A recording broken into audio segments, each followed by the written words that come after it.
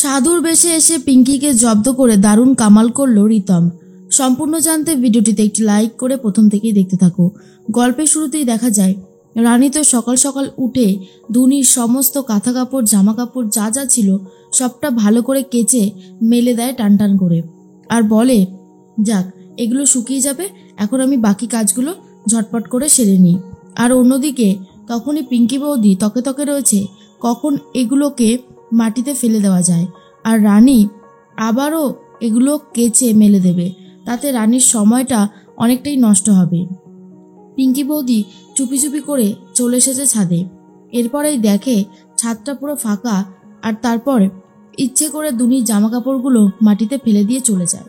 আর মনে মনে বলে, রানী তুমি ভাবছো তুমি সব কিছু করে ছোট মাকে ইমপ্রেস করবে, কিন্তু আমি থাকতে যে সেটা কোনোভাবেই হতে দেব না। আর সেটা হয়ে গেলে যে আমার মান সম্মান একেবারে শেষ হয়ে যাবে, সেটা আমি কি করে মেনে নিই বলো তো? না না, সেটা তো এত সহজে আমি মেনে নিতে পারবো না, তাই না? অন্যদিকে দেখা যায় রানী এসে মাধুরীকে হেল্প করতে শুরু করে। আর তখনই মাধুরী বলে, রানী তুমি এত সকাল সকাল উঠতে গেলে কেন? একটু বেলা করে তো উঠতে পারতে, রাত জেগে পড়াশোনা করো, একটু না ঘুমালে শরীর যে একেবারে খারাপ হয়ে যাবে। রানী তখন বলে, ও কিছু হবে না গো মেজদি ভাই, আমি সবটা সামলে নিতে পারবো, আর এটুকুই তো কাজবাজ, আমি পারবো, অসুবিধা হবে না। মাধুরী তখন বলে, আমি বলছিলাম কি, তুমি এক কাজ করো, তুমি দুর্জয়ের জন্য চাটা নিয়ে যাও। এরপর রানী বলে, ঠিক আছে আমি তাহলে নিয়ে যাচ্ছি। তখনই চলে এসেছে পিঙ্কি বৌদি আর বলে, বাহ রানী, তোমাকে দেখে তো বেশ ভালো লাগছে, সকাল সকাল উঠেছো, কাজবাজ করছো, বেশ কিন্তু দেখে ফুরফুরে লাগছে। রানী তখন বলে, হ্যাঁ পিঙ্কি বৌদি, আসলে কাজগুলো যখন নিজেকেই করতে হবে তখন আর বেশি অপেক্ষা করে কি লাভ, তাই না? তাই ঝটপট করে কাজগুলো সারার চেষ্টা করছি, আশা করি খুব তাড়াতাড়ি করে ফেলতে পারবো। পিঙ্কি বৌদি মনে মনে বলে, রানী তুমি যতই যা চেষ্টা করো না কেন, জিততে আমি তোমাকে কিছুতেই দেব না, তার জন্য আমাকে যা যা করতে হয় আমি সবটা করতে রাজি আছি। এর মধ্যেই দুর্জয় ঘুমাচ্ছিল, আর রানী তখন চা নিয়ে চলে গেছে, আর দুর্জয়কে বারবার করে ডাকতে শুরু করে। বলে, দুর্জয় ওঠো, অনেকটা বেলা হয়ে গেছে, আর ঘুমালে কিন্তু চলবে না, এরপর তো নার্সিংহোমে যেতে দেরি হয়ে যাবে, তাই না? ওঠো ওঠো। এরপরে দুর্জয় উঠে পড়েছে আর বলে, চাটা কি তুমি বানিয়ে নিয়ে এলে রানী? রানী তখন বলে, না না আমি বানাইনি, বানিয়েছে মেজদি ভাই, আমি নিয়ে এসেছি শুধুমাত্র।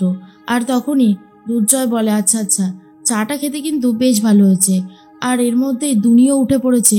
তখনই রানী বলে, এই যে দুনি, উঠে পড়ো তাড়াতাড়ি, সকাল সকাল ওঠার অভ্যেস করতে হবে কিন্তু, তারপরে তো পড়াশোনা চালু হয়ে যাবে, তাই না? কত কি না আছে এখনো জীবনে অপেক্ষা করছে তোমার, সবে তো জীবন শুরু হয়েছে। এর মধ্যেই তখনই দুর্জয় এসে রানীকে জড়িয়ে ধরে আর বলে, রানী তুমি যে সবটা সামলাচ্ছ আমার কিন্তু ভালো লাগছে। রানী তখন বলে, এই যে ডাক্তার মহাশয়, দরজাটা কিন্তু খোলা আছে, হ্যাঁ যখন তখন কেউ চলে আসবে। দুর্জয় তখন বলে, তাতে কি হয়েছে?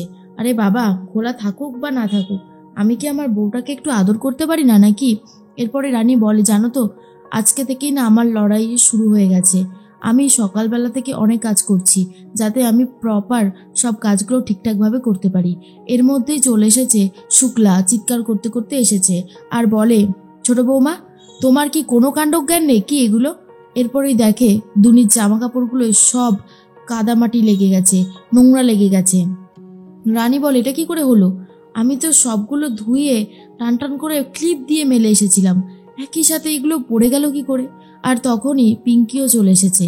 শুক্লা তখন বলে, একটা কাজও ঠিক করে করতে পারো না, আবার বড় বড় কথা বেরোয় মুখ থেকে শুধু, এই জন্য আমি তোমার উপরে এতটা রেগে যাই, বুঝতে পেরেছো?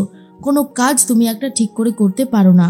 আর তখনই রানী বলে, কিন্তু মা আমি তো সব কিছু ঠিক করেই করে এসেছিলাম, এসব যে কি করে হলো আমি নিজেই বুঝতে পারছি না। আর তখনই পিঙ্কি বৌদি বলে, রানী একটু দেখে শুনে করবে তো, ছোট্ট দুনিটার জামা কাপড়গুলোয় দেখো কীরকমভাবে নোংরা লেগে গেছে। আর মনে মনে তখন ভাবতে থাকে রানী, এটা পিঙ্কি বৌদি ছাড়া আর অন্য কারোর কাজ হতেই পারে না। পিঙ্কি বৌদি বারবার আমার কাজে ডিস্টার্ব করার চেষ্টা করছে, এটা যে আমি কি করে মেনে নেব বুঝতে পারছি না। পিঙ্কি বৌদিকে তো উচিত শিক্ষা দিতেই হবে, না হলে চলবে না। অনেক দিন থেকে দেখছি পিঙ্কি বৌদি কলকাঠি নেড়েই চলেছে। পিঙ্কি বৌদি তখন মনে মনে বলে, রানী কেমন লাগছে বলো তো ছোটো মার কাছে বকা খেতে? আমি জানি খুব ভালো লাগছে। যাই হোক, তুমি বকা খেয়ে যাও, পরবর্তী কাজ যখন করতে যাবে আবারও আমি ডিস্টার্ব করব। এরপরেই দুর্জয় বলে, মা, এত বকাবকির কিছু হয়নি, সকাল সকাল এত বকাবকি করো না। রানী তো দেখেছে, রানী আবারও ঠিক করে কাজটা করে আসবে। বকাবকি করলেই যে সমস্ত সমস্যার অবসান হবে তেমনটা কিন্তু না। এরপরেই চলে যায় শুক্লা ঘর থেকে, আর রানী ভীষণই কান্নাকাটি করতে থাকে। দুর্জয় তখন বলে, কেঁদো না কেঁদো না, সব ঠিক হয়ে যাবে। আসলে ভুল টুল তো হতেই পারে, তাই না? কিন্তু রানী তো বুঝতে পারে কোনো ভুল হয়নি, ইচ্ছে করে ভুল করানো হচ্ছে। রানী তখন বলে, এটা ঠিক হলো না দুর্জয়, এটা একদমই ঠিক হলো না। পিঙ্কি বৌদি বারবার অন্যায় করে পার পেয়ে যাবে, সেটা তো আমি কোনোভাবে হতে দিতে পারবো না। এবারে আমি এমন একটা চাল চালবো যেটায় পিঙ্কি বৌদি উপকার তো হবেই, আর সাথে মাকেও হালকা করে সবটা বুঝিয়ে দেওয়া যাবে। কারণ হাতে আর সময় বেশি বাকি নেই। সব সময় যদি একটা মানুষ এরকম করতে থাকে তাহলে ভীষণই চাপের হয়ে যাচ্ছে জিনিসটা। এরপর মাধুরীকে শুক্লা বলতে থাকে, এই যে মেজ বৌমা, তোমাকে যে আমি বারবার করে বারণ করেছিলাম ছোট বৌমাকে সাহায্য করবে না, ওর কাজটা ওকেই করতে দাও, তোমার কি কথাটা কানে যায় না নাকি? কি শুরু করেছো তুমি? মাধুরী তখন বলে, মা, আমি রানীকে কোনোভাবে হেল্প করিনি, তুমি এসব কি বলছো? শুক্লা তখন বলে, আমি জানি তুমি কি করেছো আর কি করনি, তাই তোমাকে আবারও সাবধান করতে এলাম। এর পরেও যদি কথা কানে না যায় না, তাহলে কিন্তু আমার থেকে খারাপ আর কেউ হবে না। জয় আর সৌনক কাজে বেরোবে, তাই ওদের খাবারটা কি হয়েছে সেটা বলো। আর খাবার যদি না হয় তাহলে খাবারটা রান্নাটা করো, যাও। তোমাকে ছোট বৌমাকে নিয়ে ভাবতে হবে না। ছোট বৌমা যথেষ্ট বড় হয়েছে, মা হয়ে গেছে এই বয়সে, তাই ছোট বৌমার জিনিসগুলো ছোট বৌমা নিজেই সামলে নিতে পারবে। এর মধ্যেই রানী চলে এসেছে। মাধুরী বলে, রানী, আমি জানি তোমার খুব কষ্ট হচ্ছে, কি করবে বলো? আসলে মা না মাঝে মধ্যে এমন রিয়্যাক্ট করে, মাকে খুব খারাপ মনে হয়, কিন্তু পরবর্তী সময়ে মা আবারও সব কিছু ঠিক করে নেয়। এর থেকে ভালো কিছু কি আর হতে পারে বলো? তুমি এসব নিয়ে ভেবো না। রানী তখন বলে, তোমরা খুব ভালো, তাই পিঙ্কি বৌদির ষড়যন্ত্রগুলো দেখতে পাও না। স্বাভাবিকভাবে পিঙ্কি বৌদি তো শুধু আমার সামনে এসে নিজেকে জাহির করে, তাই আমি ভালো জানি পিঙ্কি বৌদি কি জিনিস।